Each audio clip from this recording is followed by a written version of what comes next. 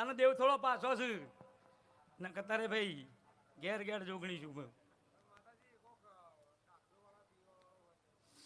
એટલે કહેવતમાં કીધું છે ને ભાઈ, પીવો ના પીવો તો આપણું મન જોણે. આપણે હાથે કરીને કોકના હોશિયાર બગાડવા પીવો તો સભાળો ન મજા આવે. હું કહું છું ભાઈ, એટલે તમારા હોશિયારમાં કોઈ કોકડી નોખો આવે છે સભાવાળો તો હું રાવણની જોગણી ચોપા બેઠી છું લ્યા. એટલે કભાવ કોઈ દાડો તમારામાં આવશે નહીં. લેવો કદીક મારી કોર કુવાશીએ, કદીક મારી ભણેજીએ કોઈ દાડો વળતો નાશ્યો છે ચાઉંડે ભાઈ. હવા પણનો દાડો છે અને 12 મહિનાનો સમૂહ છે, પૂરો ન પડાવ તો હું રાવણની માતા ના કહેવું ભાઈ. હું કહું છું ભાઈ, એટલે કદી 12 મહિના થાય, કદી કદી તો ભણિયાનો સંબંધ પાકો કરીને આવું તો હું મોંજે હું રાવણની માતા પાકો કરીને આવી હતી ભાઈ. હું કહું છું ભાઈ, એટલે ગોતવા જવું પડે, એમને ઘેર બેઠે ન આવે, થોડું ફરવું પડે. છોકરો મોટો થાય, છોકરાની ધોન રાખવી પડે, ચો પડે છે. પછી કાલ કારો કામ કરીને આવે કે માં એટલે કરીને આવે, આપણે ધોન રાખવાની છે ભાઈ. કહું છું ભાઈ, એટલે ભાઈ કોઈના સોપડા ઉકેલો ને એ ખમાન મજા કહેવા આવીશું. હું કહું છું ભાઈ, એટલે વેળા બને, સમય બને, પળ બને, છો ઘડીએ બને, તાણ તમારો 15 વાજો પડે વાગે એમને નહીં વાગતો ભાઈ. એટલે કદી વેળા એવો બનશે, સમય એવો બનશે, કદી દરબાર ખમા કીજી છે કોક દારો વરઘોરો ન કટાવો તો મારી રાવણની માતાનું વેણ ચડ્યા. હું કહું છું ભાઈ, તે ગાડીઓનો પાર નહીં, તમારો ભાવ છતાં રાવણના નેવે નમેશો લ્યા.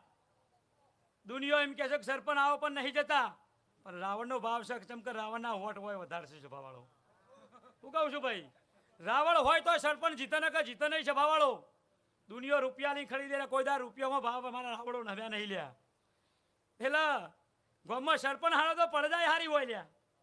હું કહું છું ભાઈ, એટલે રાજા તમને ખોરજમાં મળ્યો છે, જભાવડો રાજાને હાથવી રાખજો લ્યા. જો કોઈ દાડો રાજા કોઈ દાડો પડદાને પડવા દે તો મારી રાવણની જોગણીનું વેણ છે લ્યા ભાઈ. વગાડો ભાઈ.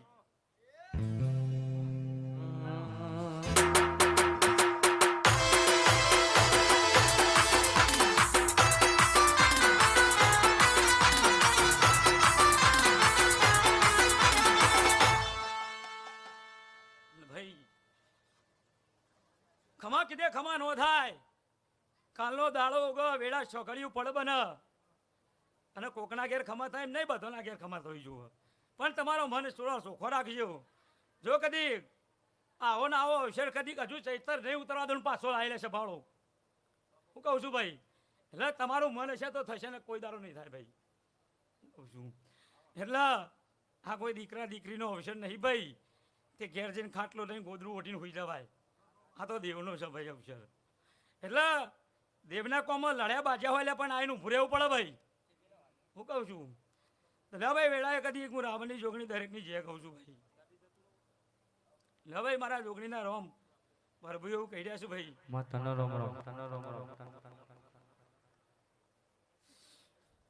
હું આવો થોડા બાકી હોય ધૂણવા દેવા પડે ભાઈ. કહું છું ભાઈ, કેમ કે માપમાં ધૂણાય, માપમાં બોલાય. કહું છું ભાઈ, ગોડું ન બોલાય સરપંચ. એટલે નેના નેનપણમાં મળીશું પૂરા આવવાની જોગણી લે ભાઈ. હું કહું છું ભાઈ, એટલે ગામનો સરપંચ તો રાજા છે લ્યા. હું કહું છું તે તમે પરજા છો, રાજાના પરજા ટેકો કરે ને રાજા પરજાને ટેકો કરે છે ભાવાળો. તાર રાજા બના એમને બનાતું નહીં ભાઈ.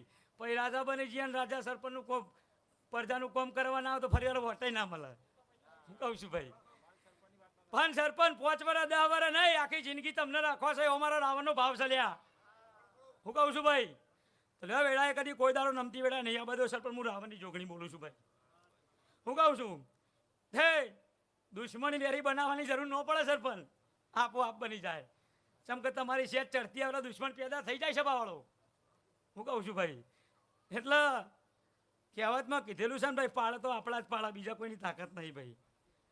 એટલે લાફો માળે તો આપણા જ માળે, બીજા કોઈની તાકાત નહીં. ખબર થાય તો ભમરી મધુ વરખ્યા તો મિલશે નહીં સભાવાળો.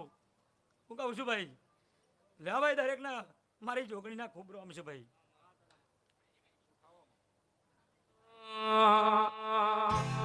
અને આવજે મળી